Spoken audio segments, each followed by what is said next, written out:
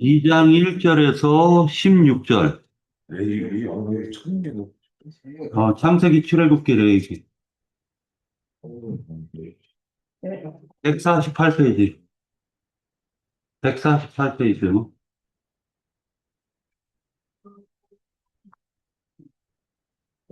몇 장이요? 2장 1절에서 16절. 네. 자, 저번 주에 이제 그 번제에 대해서 다뤘고, 오늘 2장 1절에서 16절까지 같이 읽도록 할게요. 제가 한 절을 읽으면은 형제 자매님들이 한 절씩 읽으시면 됩니다. 네. 2장 1절.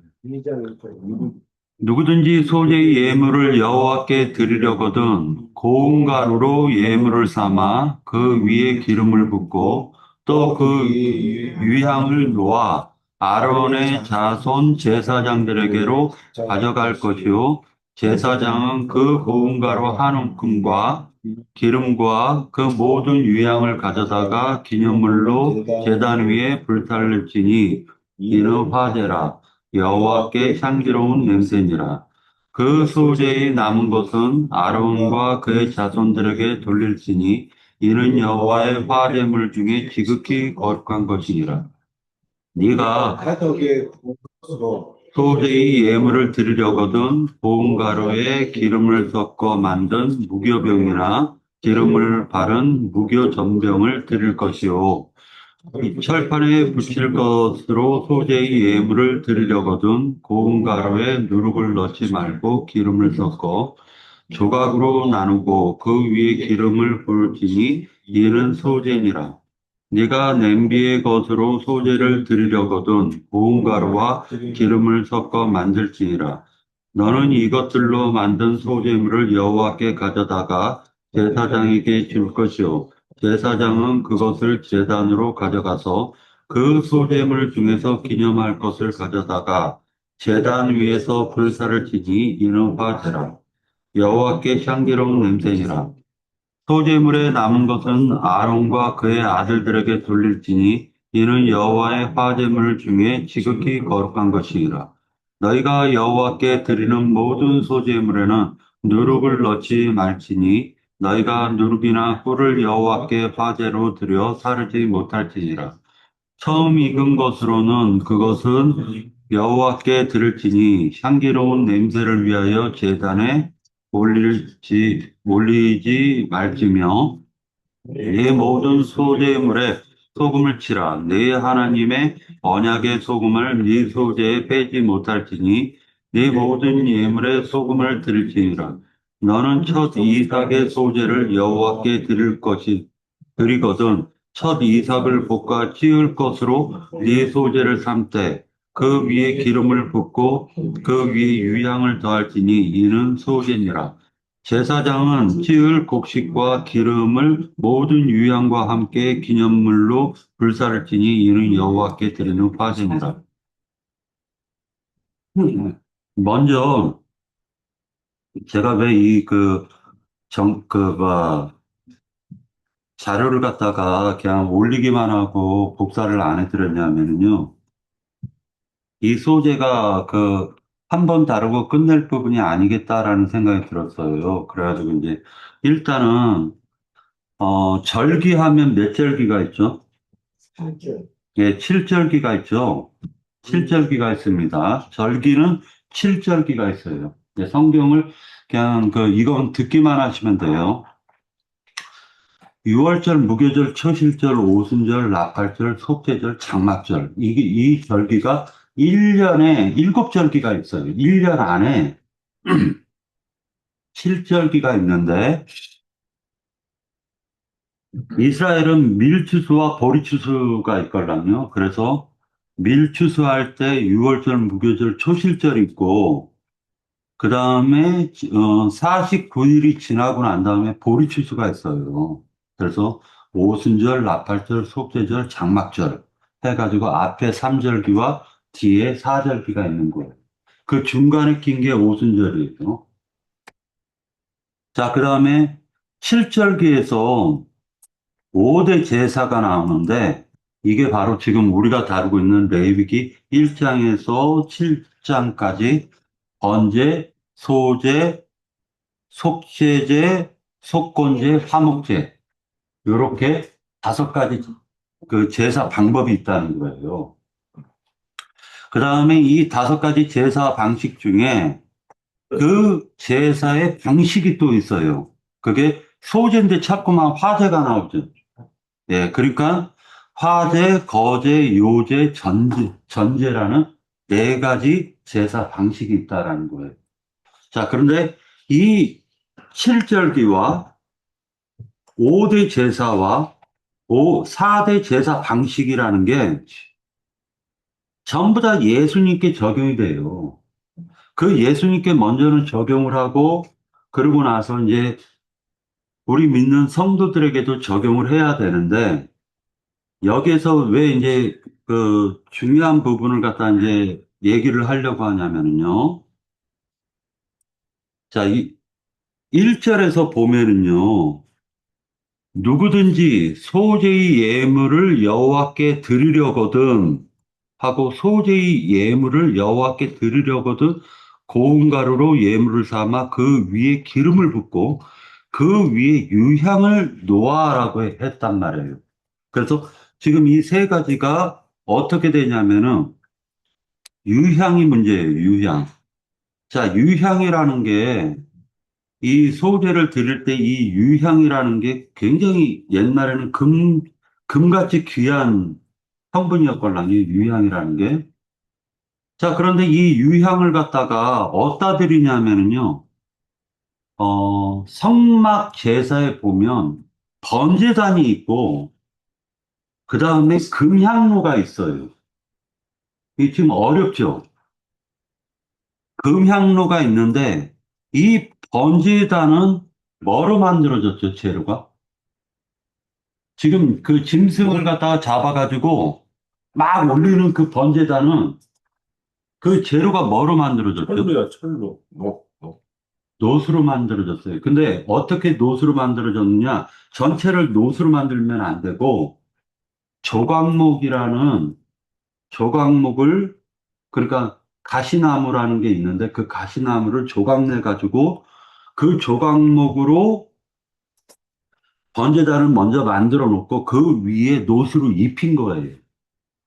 자, 그래서 번제단은 심판을 상징하는 겁니다. 항상. 번제단에 제물을 드린다라는 것은 항상 심판을 상징하는데 성소와 지성소 안에 가로막고 있는 둘째 휘장 사이에 놓여져 있는 그 금향로라는 게 금제단이라고 해요. 그 금제단은 금으로 입혀놓은 거예요. 금으로. 그 나무에다가 금으로 입혀놨는데 그 금제단에다가 뭐를 드리냐면 유향을 드렸다라는 거예요. 유향을. 그래서 이 유향이라는 거를 갖다가 일단은 마음속으로 생각을 해 두시고요. 그 다음에 이 유향을 갖다가 드렸다라는 이 제사의 의미를 갖다 좀 살펴보려고 하는데 유향이라는 게 사실은 뭐냐면은요. 성경에서 보면은 이게 유향이에요. 첫 번째, 감람나무과에 속한 그 유향나무라는 게 있는데 그 유향나무를 갖다 껍질을 벗겨요. 껍질을. 일부러 벗기는 거예요. 그건 의도적으로. 껍질을 딱 벗기면은요, 그 유향나무가 자기를 치료하려고 진액을 뱉어낸단 말이에요. 그거는 나무가 스스로 자기를 치료하려고 진액을 뱉어내는 거예요. 그 진액을 뱉은 것을 유향이라고 하는 거예요. 그 진액을 갖다가 나중에 어떻게 되냐면 쫀득쫀득해지는데 그 쫀득쫀득한 거를 갖다가 벗겨내가지고 그 벗겨낸 것들을 그 태양에다가 말려놓은 것을 유향이라고 하는데 그 유향의 특징이 그 유향을 태우면은 하얀 연기가 난다는 거예요. 하얀 연기가.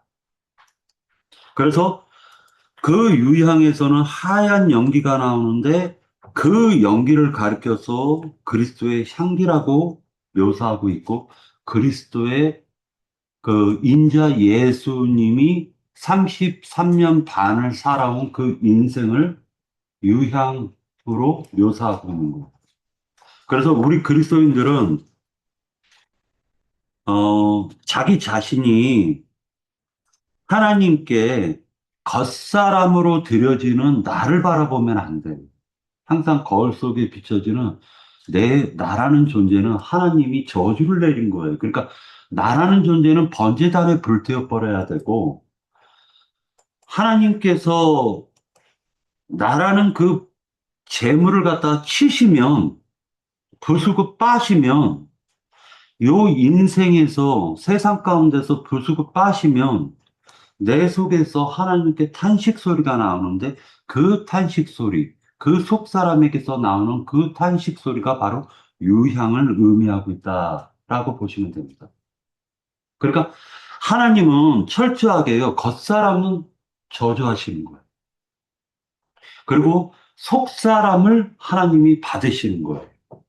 그래서 그게 번제에서도 화제와 연관이 되고, 소제에서도 지금 화제와 연관이 되고 있는 것입니다.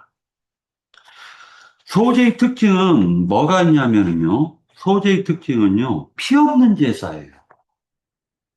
모든 4대 절기는, 4대 제사는요, 번제, 소제, 속죄, 속건, 화제, 이 모든 것은 소제만 빼고 전부 다 피가 있는 제사인데, 이 소제는요, 첫 수확된 첫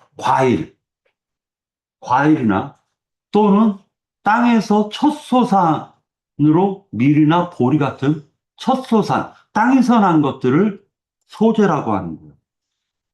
자, 그러니까 이 피가 없는 이 제사에 대한 이 의미도 좀 살펴봐야 되겠죠. 그 다음에 세 번째입니다. 이제 우리가 이 소재를 다룰 때 생각해야 될 세 번째입니다. 번제단 제사와 금제단 제사에 대한 의미를 살펴봐야 되겠죠. 자, 번제단 제사는 마당에서 드리는 거예요. 성막의 마당, 성전, 그러니까, 장막 안에서 드리는 제사가 아니라 마당에서 드리는 걸 번제단 제사라고 하고, 그것을 노제단이라고 하는 거예요. 그리고 성소와 지성소로 들어가 가지고 금향로에서 드리는 금제단은, 이것은 유향으로 드린다라는 것을 일단은 마음속으로 생각해 보시고요. 그 의미에 대해서 좀 살펴봐야 될 것 같고요. 그 다음에 겉사람을 사르는 제사가 있고 속사람을 사르는 제사가 있는데, 겉사람을 사르는 제사는 노제단에서 드리는 것이고, 속사람을 사르는 제사는 영적인 제사장이 된 속사람이 진리로 밝아져가는 제사를 의미하는 것입니다. 그래서 이것은, 하나님은 항상 어떻게 되어 있냐면요, 이렇게 되어 있습니다. 제단 위에 짐승을 올려놔서 완전히 태워버리죠. 그러면 하나님께서는 무엇을 받으신다? 예, 연기를 흠양하시는 거예요. 냄새를 흠양하시는 거예요. 그러니까 다시 얘기해서 뭐냐면, 나의 육적 생명을 하나님께 완전하게 드리면 하나님은 나의 속 생명을 받으신다. 이 개념이에요. 그래서 나의 속 사람이 하나님께 나아가는 것이지 겉사람은 하나님이 받지를 않아요. 그 재질이 다르기 때문입니다. 생명 자체가 다르기 때문입니다. 자, 그 다음에 마당 제사가 있고 성소 제사가 있는데, 그 차이점이 무엇인가를 좀 살펴봐야 될 것 같습니다.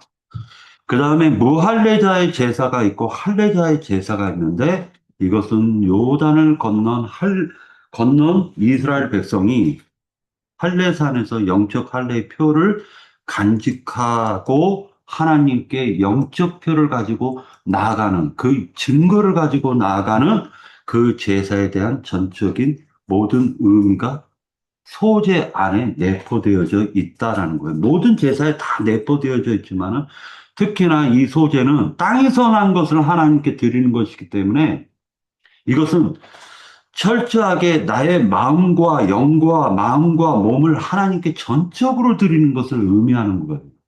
그러니까 노제단에서 전적으로 나의 옛 생명을 태워버리고 나의 속 생명을 유향과 같이 하나님께 하얀 연기로 하나님께 드리는 제사를 이것을 소제라고 하는 것입니다. 이 소제의 첫 번째 제사에 대해서 좀 살펴보려고 하는데 이것은 가인의 제사와 아벨의 제사가 나오는데 이 가인의 제사와 아벨의 제사가 소제예요. 스트롱 넘버가 4503이라고 해가지고 민하라고 하는데 이 민하라는 이 제사가 창세기 4장 3절에 세월이 지난 후에 가인은 땅의 소산으로 제물을 삼아라고 할 때 이 제물이라는 게 소제를 얘기하는 것입니다. 그 다음에 창세기 4장 4절에 아벨은 자기도 양의 첫 새끼와 그 기름으로 드렸더니 여호와께서 아벨과 그의 제물을 받으셨다 할 때 이 제물이 민하라고 해서 소제를 얘기하는 것입니다. 소재 제사의 영적 의미는 여호와께서 연락하느냐, 연락하지 않느냐, 이 두 가지로 생명이 바꿔져 있다라는 것을 지금 강조하려는 거예요. 그래서 가인처럼 자기 자신을 드리지 않고 땅의 것으로만 드리면 하나님이 안 받으신다라는 거예요. 그 사람이 아무리 선을 가지고 나가도 육신적인 선을 가지고 나가도 하나님은 안 받으셔요. 왜? 이것은 하나님이 원하는 예물이 아니기 때문이에요. 제물이 아니기 때문이다. 그런데 창세기 4장 4절에서 보면은 특징이 있어요. 아벨이 양과 첫 새끼와 그 기름으로 드렸는데 여호와께서는 뭐를 받으셨냐면 아벨과 그 제물을 받았다라고. 가인의 제물에서는요, 땅의 소산으로 드렸다라고 했고 가인은 싹 빠져 있어요. 그런데 아벨이 드린 제사에는요, 아벨이 포함이 되어 있다는 거예요. 그러니까 소제라는 것은 뭐냐면 나 자신을 온전히 드릴 것을 하나님께 약속을 하면, 즉 나를 드리기를 원하면 하나님이 받으시는데 나는 빼버리고 세상 것으로 하나님께 드리려고 하면 하나님은 안 받으신다. 이 개념이에요. 소제의 개념이에요.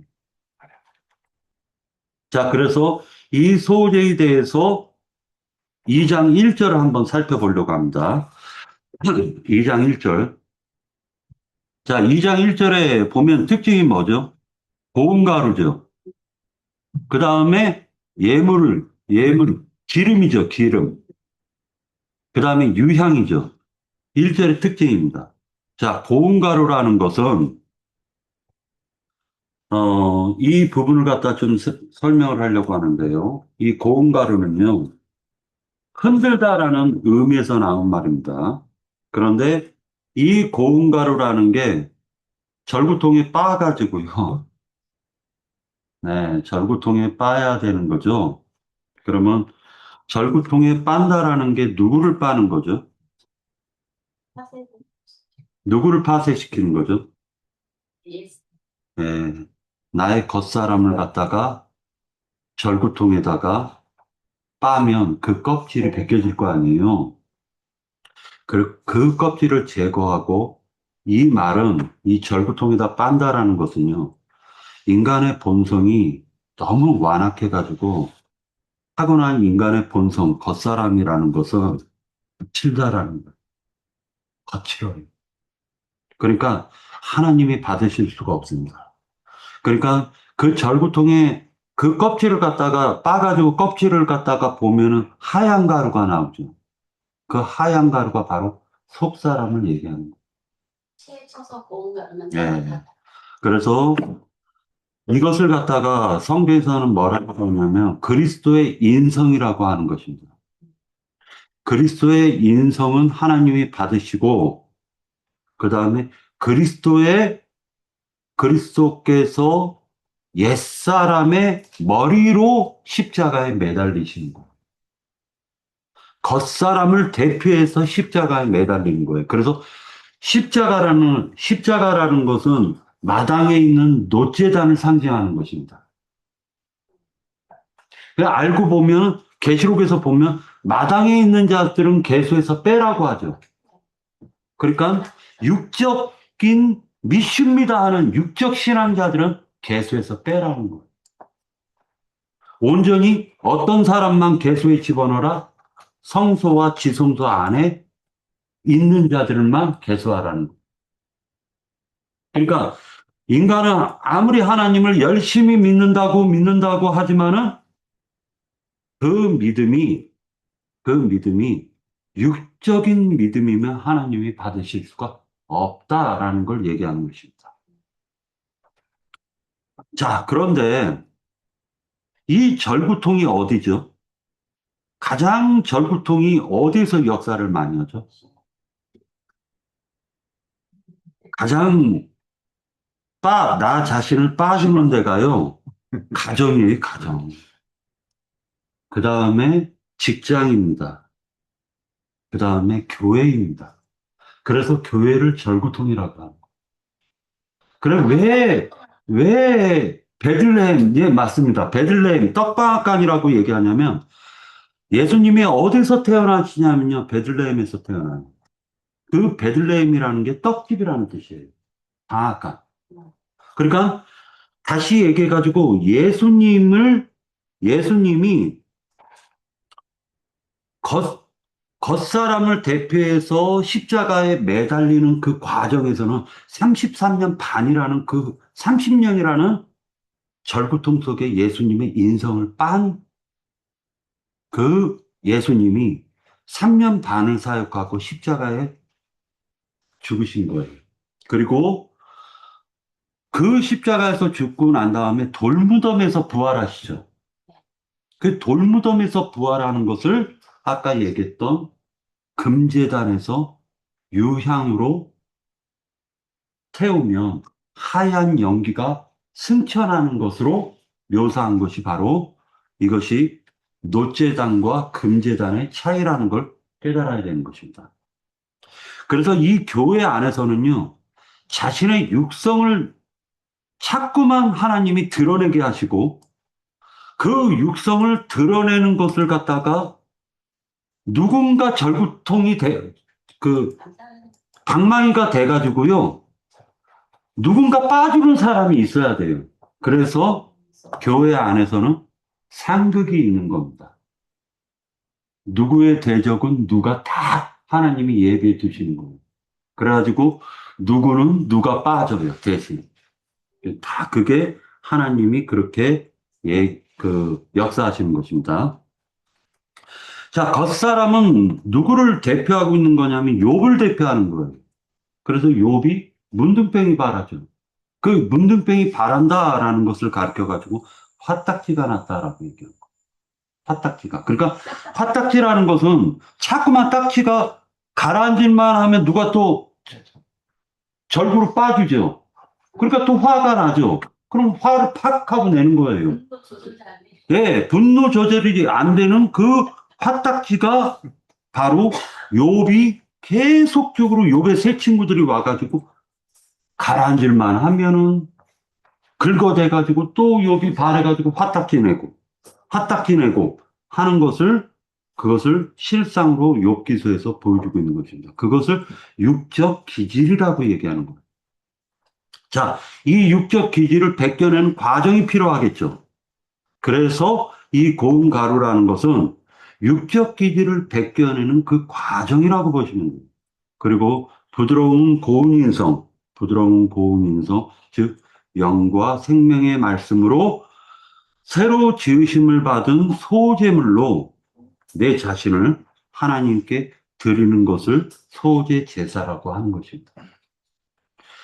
이것은 자신의 신앙이 참생명과 말씀과 다르고 틀리면 끝까지 우기려고 하는 육적 기질이 갈아지고 깨어져, 이것이 내가 알던 것이, 이게 아니었었구나. 내가 이게 진리를 알았다라고 생각하고 영적으로 깨달았다라고 생각을 했는데, 그게 아니었구나 하고 돌이키고 빨리 인정하는 것이 절구통에서 빠진 나의, 말하자면 하얀 가루가 된 것을 얘기하는 거예요. 그래서 인정을 빨리 해야 돼요. 신앙생활이라는 것은 나 자신을 주여 잘못했습니다 하고 인정하는 것이 바로 겉껍질이 자꾸만 벗겨지는 과정이다라고 생각하시면 돼요. 그것을 잘한 분이 바로 나중에 욥이 후에 내가 입이 있어도 말하지 않겠나이다라고 얘기한 것은 자기가 여지껏 떠들었던 말이 전부 다 자기 잘난 것을 토해냈다라는 것을 인정한 거예요, 욥이. 그리고 오직 하나님의 말씀만이 참되십니다를 인정하는 사람이 참된 제사장이 되어서 그때서야만이 참된 제사의 직분을 행할 수가 있다라는 것을 얘기하는 것입니다.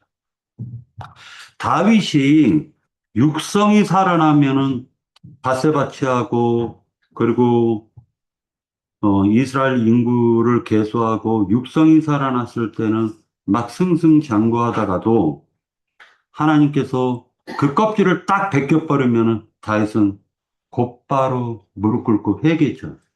이것이 바로 신앙생활은 누가 신앙생활을 잘하는 것이냐면은 자기를 인정하고 빨리 자기의 잘못을 인정하고 회개하는 사람이 그것이 참된 그리스도인입니다.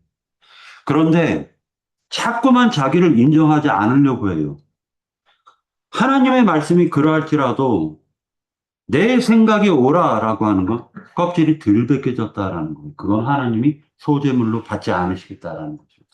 그래서 이 소재물은 할례 받지 못한 자를 상징하는 것이기 때문에 할례는 껍질을 벗기는 거죠. 할례라는 것은 마음가짐을 벗기는 거예요. 그래서 그런 이 절구통에 빠지는 그 껍질을 벗겨서 하얀 그 채로 걸러내가지고 하얗게 된 그것을 하나님께 온전하게 드리는 것이 바로 하나님이 받으시는 소재물이다. 라는 것을, 알아야 돼요. 그래서 두 번째로는 이제 기름 붓고라는 이 말에 대해서 좀 생각을 해보려고 합니다. 1절에 기름 붓고. 이 기름 붓고라는 말은 소재의 예물의 종류에는 크게 말해가지고, 어, 날 것과 요리된 것이 있어요. 그런데 요리된 예물의 경우에는 기름을 고운 가루, 즉 밀가루 같은 거에 섞어가지고, 그 다음에 요리를 갖다가 맛있게 하는 건데, 기름을 붓고 요리를 하는 것을 갖다가 가르쳐가지고, 이것을 갖다가 성령의 살기를 상징한다라고 얘기합니다.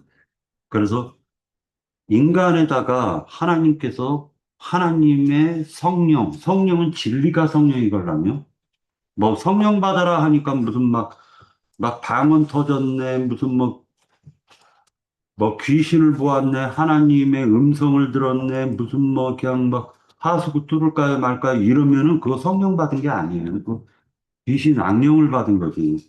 자, 성경에서는 명확하게 얘기하고 있습니다. 성령은 진리니라. 그러니까 진리의 말씀으로 내가 내 속에 기름을 붓는 거예요. 자, 소재 예물이라는 것은 이제 기름에 대해서 좀 더 설명을 할 건데, 이 기름은요, 원래 올리브 기름을 가리키는 거예요. 올리브 기름. 그런데 이 올리브 기름을 갖다가 사람에게는 못 붓죠. 네 가지 향유를 합해가지고 부어요. 그, 말하자면은, 어, 감남유를 뭐라고 하죠? 그걸? 네 가지 향유를 섞어서 드리는 걸 간유. 관유라고 얘기해요. 관유.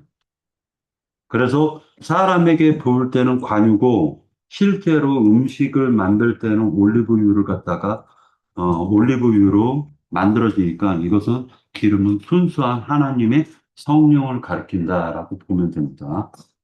그 다음에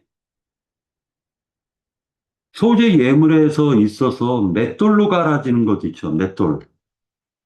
맷돌, 맷돌로 간다라고 해서 성경에 보면은 맷돌은 윗짝이 있고 아래짝이 있어요. 그래서 그것이 갈려진다라는 게 바로 이게 신앙생활을 얘기하고 있는데 이 신앙생활이라는 것은 천연적인 옛사람이 생각할 때 좋은 사람, 선한 사람을 의미하는 것이 아닙니다. 이것은 죄와 허물을 덮어주고 감싸주시는 그리스도의 그 사랑을 얘기하는 거예요.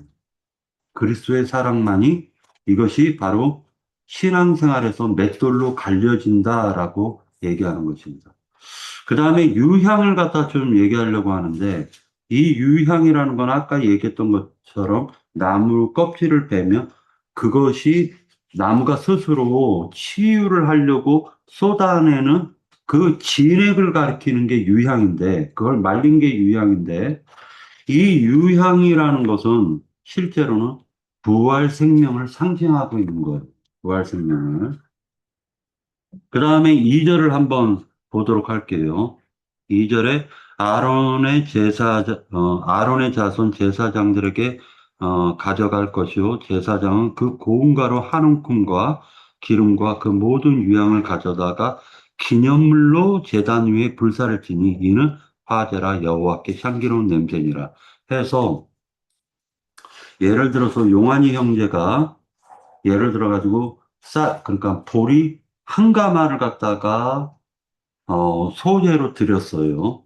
그러면 그 소재를 보리 한 가마를 딱 태우는 게 아니라 한 움큼만 지는 거예요. 한 움큼만.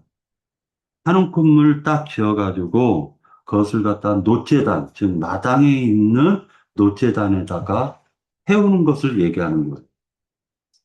그래서 그 노제단에 태우는 것을 지금 2절에서 설명을 하는데 그 한 움큼이라고 되어져 있죠. 고운 가루 한 움큼.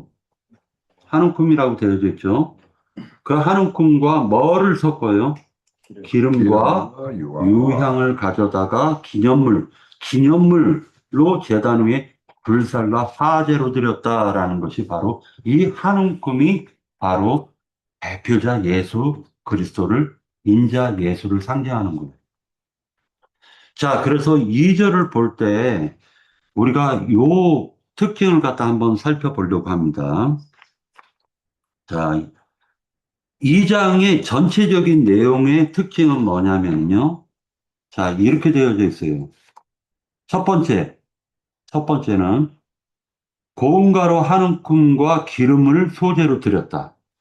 그 다음에 두 번째로는 나머지는 화덕으로 구워 만든다. 라는 거예요. 거기에 누룩을 섞지 않는다. 네. 누룩을 섞지 않습니다. 그 다음에 철판에 부친 게 해 먹는 거 있죠. 철판에다가 부쳐 먹는 것도 있습니다. 자, 화덕에 구운 것은 4절에 나오죠. 4절 한번 보실래요? 누가 한번 읽어보세요. 4절을. 내가 화덕에 구운 것으로 소재의 예물을 드리려 거둔 고운 가루에 기름을 섞어 만든 무교병이나 기름을 바른 무교 전병을 드릴 것이요. 네. 무교병이라는 것과 무교전병이라는 것은 누룩을 섞지 않았다라는 걸 얘기하는 거예요. 자, 그 다음에 철판에 붙인다라는 것은 5절, 6절입니다. 그것도 읽어주세요. 5절.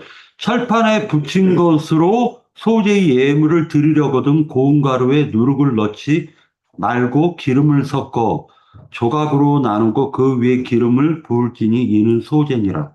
이렇게 되어져 있죠. 그 다음에 솥에 삶는 것을 드리는 소재가 또 있어요. 자, 7절을 한번 보세요. 네가 냄비의 것으로 소재를 드리려거든 이 냄비가 솥이라고도 하고 냄비라고도 하는데 고운 가루와 기름을 섞어 만들지니라. 그래서 기름은 계속 들어가죠. 이 기름은 성령이라고 했죠, 아까. 자, 그 다음에 다섯 번째는 첫 이삭을 볶아 찌운 것으로 드리는 소재가 있다라는 거예요. 14절. 14절 한번 읽어보실래요? 너는 첫 이삭의 소재를 여호와께 드리거든 첫 이삭을 볶아 찌은 것으로 내 소재를 삼되 예. 자, 보리면은 보리를 갖다가 볶아가지고 절구통에다 찧어서 껍질은 채 걸러내고 가루만 지금 가지고 어떻게 한다? 그것을 하나님께 소재로 드렸다라는 거예요. 그래서 소재를 드리는 방식이 다섯 가지가 있다라는 것을 일단은 생각해 두시고요. 그 다음에 2장 2절에 보면은 기념물이라는 말이 나오죠. 기념물. 2장 2절. 기념물이라는 말이 나오죠. 중요한 말이니까 이것도 좀 생각을 해볼게요. 이 기념물이라는 말은 인간 편에서는 풍성한 소산을 하나님께 드리는 것을 얘기하는 거예요. 인간 편에서는. 근데 하나님 편에서는 하나님께서 이 재물을 갖다가 받느냐 안 받느냐 요게 이제 관점인데 이 기념물은 순수한 여호와께 드리는 여호와 하나님의 몫인 거예요. 기념물은. 자, 그래서 이 기념물은 대표적으로 누가 딱 떠오르죠? 인자 예수님을 상징하는 거예요. 그래서 이 기념물이라는 것은 인자 예수님을 상징한다라고 마음으로 생각하시면 돼요. 자, 2절에 보면은 이 기념물을 갖다가 어떻게 한다? 불살라 드린다라고 했죠. 제단 위에 불살라 드린다. 이것은 여호와께 향기로운 냄새니라. 여기까지만 하고 다음 주에 3절서부터 할게요. 자, 그런데 요게 이 화제에 대해서 이 좀 의미를 갖다 좀 살펴보려고 하는데요. 자, 보세요. 땅에서 난 소산물이건 짐승이건 할 것 없이 노제단에다가 올려놓고 그것을 갖다 태우잖아요. 그러면은, 자, 어떤 형체로 바뀌는 거죠? 소를 갖다 드렸는데 하나님은 뭐를 받으시는 거죠? 향기 예, 연기를 받으시는 거죠. 향기를 받잖아요. 태워진 향기를 받잖아요. 그죠? 자, 여기에서 과실은 그, 노제도 안에 태우는 거 아닙니다. 과실은. 그게 또 특징이에요. 자, 그러니까 화제로 드리는데 여호와께 향기로운 냄새다라고 해요. 자, 보세요. 염소를 드리건, 소를 드리건, 양을 드리건, 비둘기를 드리건, 그 다음에 고운 가루를 드리건, 뭐를 드렸건, 하나님은 화제를 통해서 연기, 올라오는 그 연기와 연기 속에 나는 그 냄새를 흠양하셨다라고 기록하고 있어요. 이것을 나에게 적용하면 어떻게 되는 거죠? 하나님은 나의 겉사람을 안 받으신다는 거예요. 겉사람은 번제단에서 철저하게 태워버리는 거예요. 맞죠? 그 다음에 그 번제단이라는 것은 실제로는 세상이죠.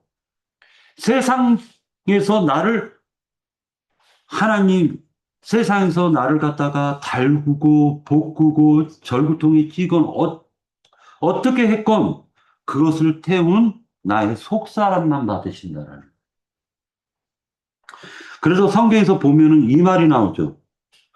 에서가 나오죠. 에서 들어봤어요? 용화 형제 에서 들어봤어요? 자, 가인이 나오죠. 가인 들어봤어요? 네. 그 다음에 아벨이 나오죠. 가인은 누구를 상징하는 거죠? 제가 잘못 믿는 사람. 나의 겉사람을 상징하는 거예요. 가인은 저 멀리 몇천 년 전에 누군가 가인이 있는 게 아니라 나의 겉사람이 가인이에요. 아벨은 나의 속사람이 아벨이에요.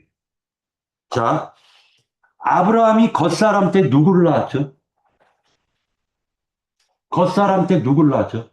이스마엘. 이스마엘을 낳았죠. 난 지금 형제님 말이 겉사람을 옛사람으로 바꿔야지 맞다고 생각해, 지금. 네, 그럼 옛사람이라고. 그게 맞지. 예.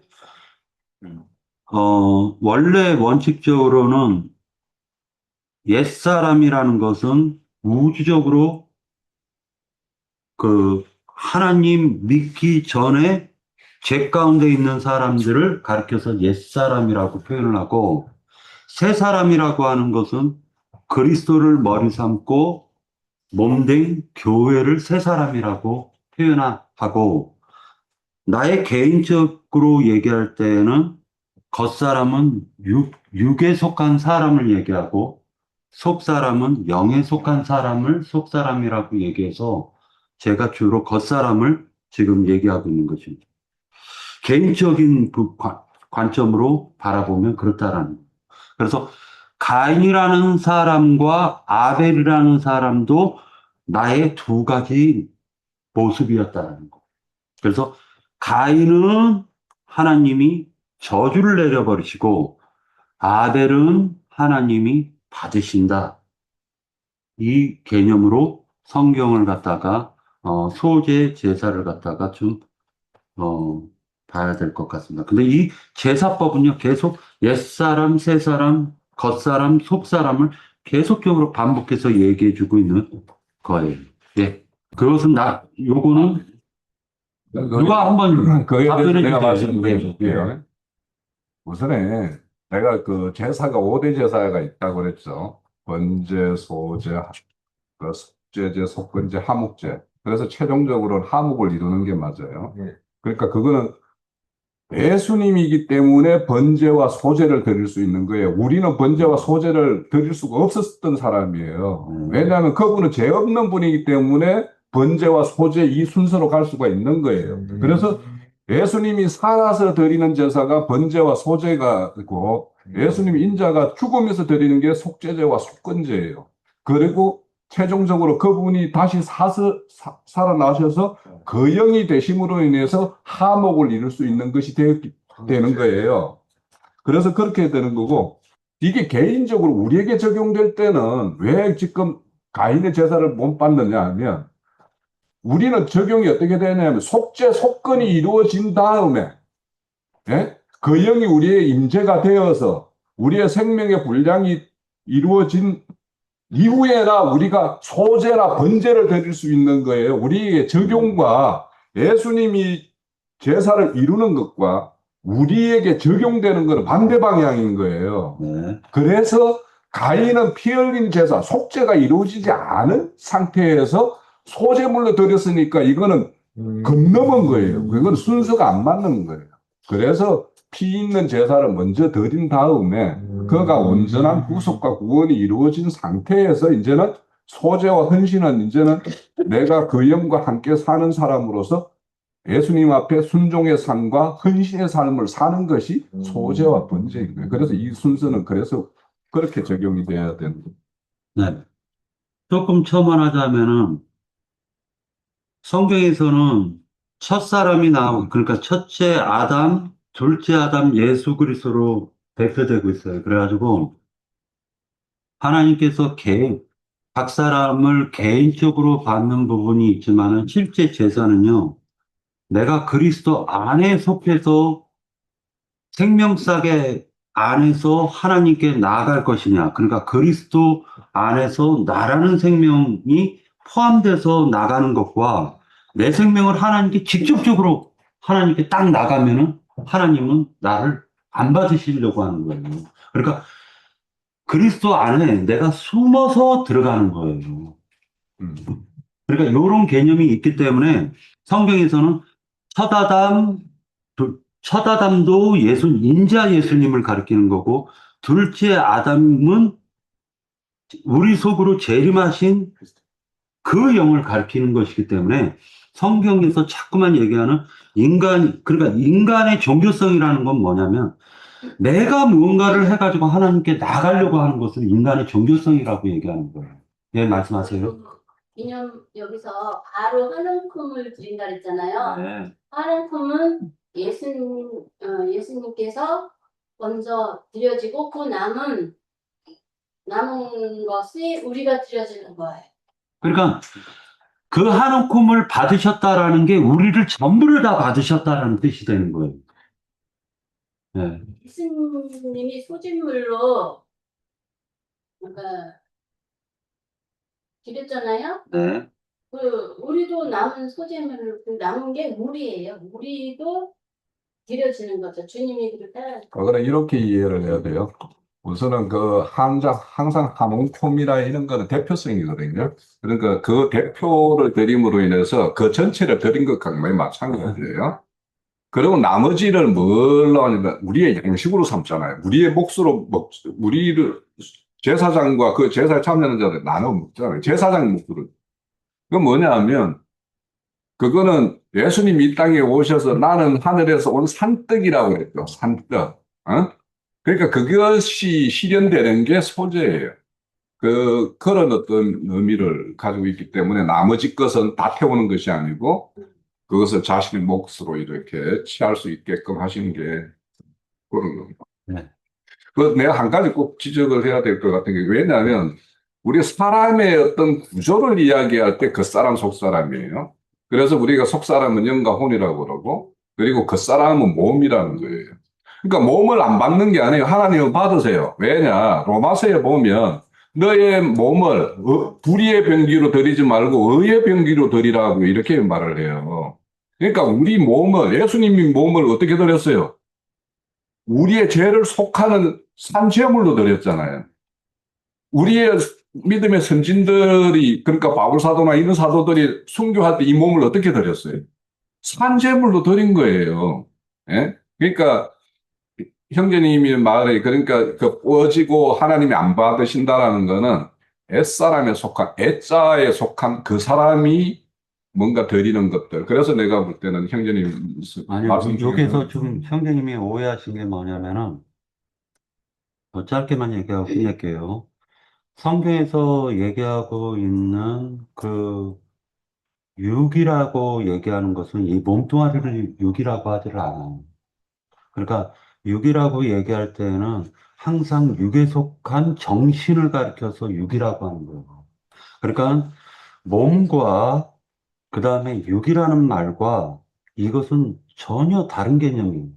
성경에서 얘기하고자 하려고 하는 것은 육적 기질은 그러니까 아기와 결탁되어 있는 인간의 정신 세계를 육이라고 하는 것이지 그것을 몸이라고 성경은 얘기를 하지 않아요. 그렇게 말을 하려면 네. 육의 속성에 속한 거라고 말을 해야지 그 사람이라고 말하면 안 된다라는 거예요. 자, 그러니까 이것은 왜 이 얘기를 하냐면은 하나님께 전적으로 드리는 것은 영과 혼과 몸을 전적으로 드리는 거예요. 그렇죠?